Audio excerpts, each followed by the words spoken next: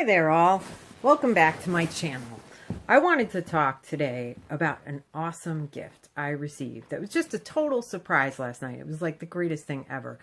My friend Eberhard gave me a Pelikan M200 and he's our captain of our sailing team. We sail on his boat. It's called Fantasy. It's a 25-foot Tanzer. And I've been sailing with him for a couple years now. He's a great guy. He's an excellent captain. He takes really good care of his crew. And we were all celebrating because one of our Eberhard is coming back this year after a knee operation. And one of our people was leaving to go to graduate school in California. So I was at his house last night and we were talking about fountain pens, and he said, well, I really don't like them because they're messy, and I have a couple and you can have one if you want to. And so he brought out this pen. I was surprised by a few things about this pen. When I used it, they don't market Pelikan pens as flex nibs. They market Pelikan pens as just writing instruments, and this is a medium. And I was kind of very surprised at how much flex this pen offers. And I saw another review by a gentleman named Teoh from YouTube who did a review also on the Pelikan 200. This has a steel nib, and he mentioned this in his review too. He said the fines offer more flex. Now I checked the nib and it has an M on it, and it writes like a medium, so I'm assuming it's a medium. It doesn't seem to me, it seems to me like the medium also offers a lot of flex. And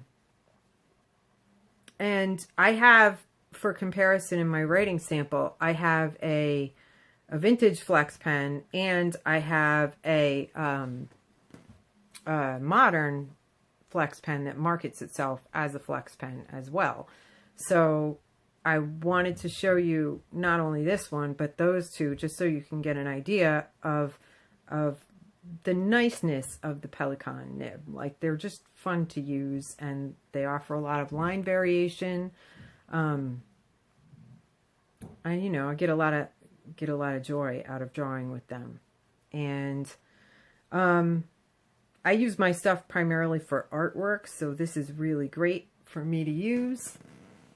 Now I think I'm going to just give you a writing sample and we can see how this thing writes. I did clean it up last night, and there may still be a couple of little chunks of ink in the feed that I didn't get out because the feed and the nib do not come apart. They come as a unit and they unscrew together. And so I was able to rinse out the actual barrel of the pen, and I was able to soak the feed and the nib overnight, but you cannot, as far as I know, separate the feed and the nib. At least you may be able to, but it might not be that easy. So I didn't try. I just soaked them overnight. And if there is some skipping, it's probably not inherent to the pen. It's probably just caused by some of that. So Pelikan, beautiful pen. Couple of things I noticed about the pen, just for the sense of reviewing one of these. If you do purchase a vintage pen, take a really close look at the gold plating on these areas, because I believe that it is fairly thin and prone to wear. Eberhard's a big tough guy and he might be a little bit hard on his pens, but I still think that it's pretty, it seems like they might not have done the greatest job when they plated the original pen. So even though this is a 20-year-old pen, I wouldn't really expect to see quite that much wear on the plating. I don't think anybody ever buffed it or anything like that. I don't think that was the cause. And then we're going to take a quick look at the nib. This is a steel nib, gold plated.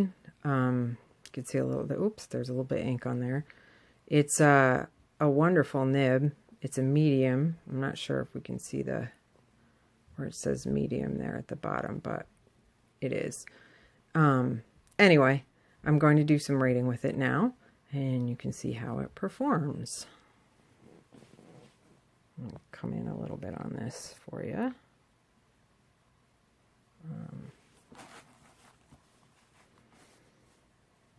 There we go.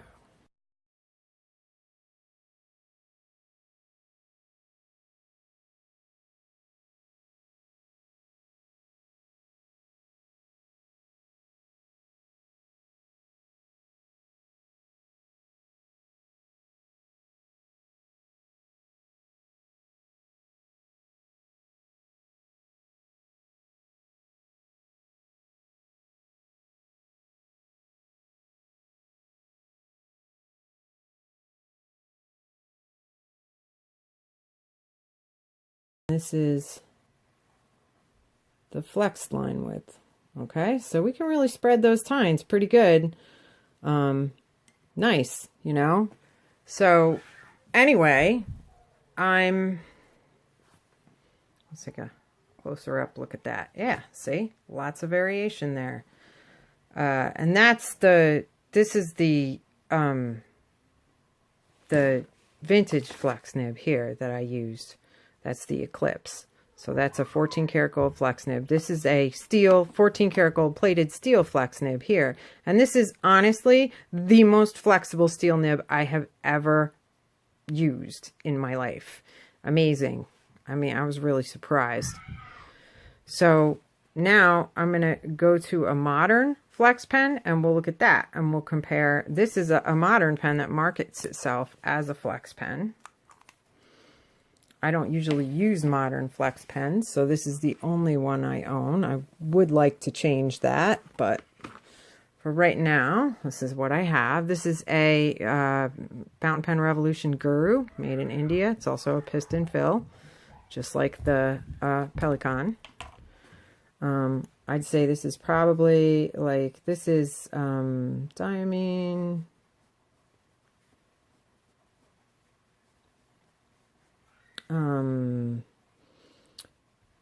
Or no, I'm sorry, this isn't diamine. This is Gerbin.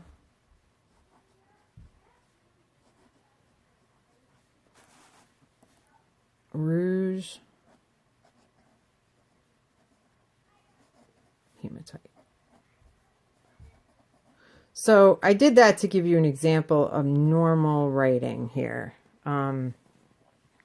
It's pretty much like a medium nib as well, maybe slightly finer than a Pelikan. Like some people say that the German mediums are pretty broad for a medium, and I am not sure about that. Like, I don't think it's a broad. I mean, it's just a broader medium. So let's do some flexing with this pen. And the thing that I noticed about this one, this has a pretty fine line here, and then you can really spread these tines more probably than you can the Pelikan. But the amount of pressure it takes is significant, and for me, that kind of disrupts my writing a bit, particularly when I have a tripod between myself and when I'm writing.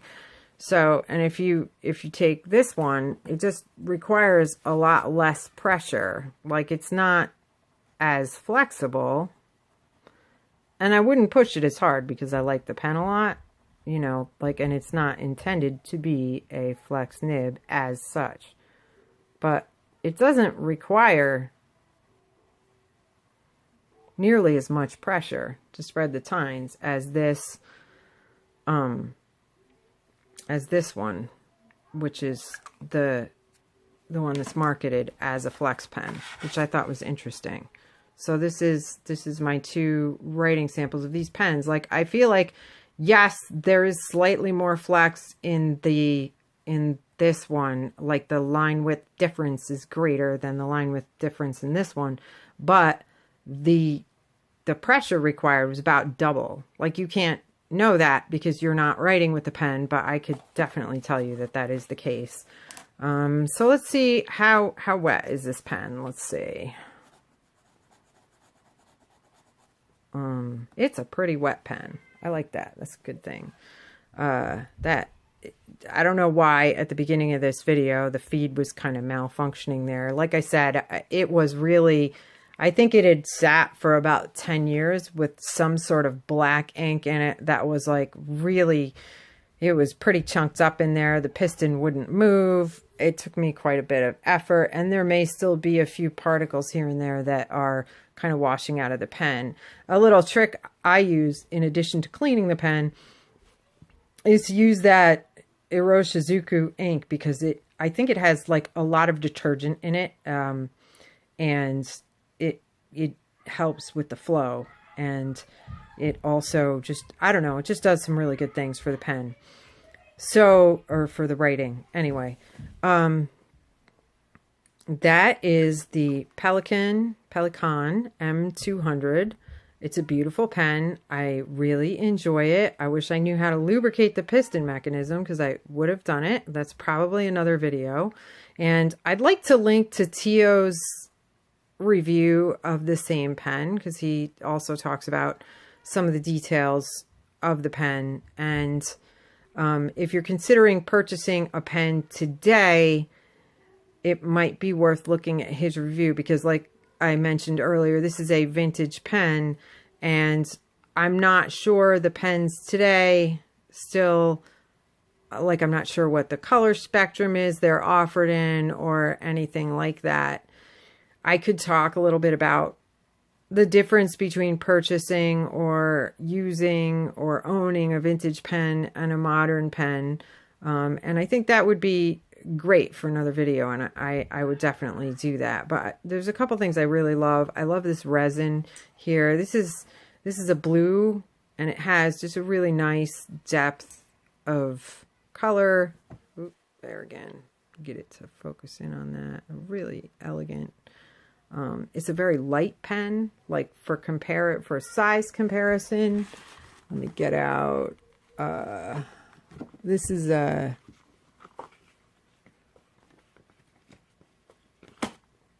This here is a TWSBI 580. So I'd say the TWSBI 580 is a pretty large pen. And the Pelikan M200 is fairly small, but it's not a pocket pen. Like, here's an example of a pocket pen. This is a Pilot Prera. So if we put that next to the Pelikan, it's a good deal smaller and capped. I feel like you can't use this uncapped. Like, I have large hands for a woman, probably about medium hands for a man, but I can't use this pen when it's uncapped. Like, it's very awkward for me. Now, the Pelikan, I have no problems using uncapped. It's pretty comfortable. And the section, everything about writing with this pen is extremely comfortable for me. I really enjoy the writing experience. There's no threads in the way. There's no, I mean, the section is not slippery. There's just a really good feeling to the pen. So at any rate, when it's written with posted, it's, ooh, don't look at the camera when you're doing this. Look at the pen. Okay, there we go. When it's written with posted, it's just a really comfortable size in the hand. Really nice to write with. So anyway, there you are. And it's a light pen too. I thought I'd mention that as well. I'm not sure how people feel about the weight of various pens. I actually prefer, I just really like the way the pen feels in my hand. I usually tend to prefer a heavier pen, but I love this pen. It's a good pen. It's just really beautiful. It's very enjoyable to write with. I can't recommend these Pelikans enough. Like, I had always wanted one, and just using one, it's just a really great experience. So if you are interested in getting an M200, I would say, like, if they're anything like this vintage one, I would say go do it. Awesome pen. So have a great day, everyone.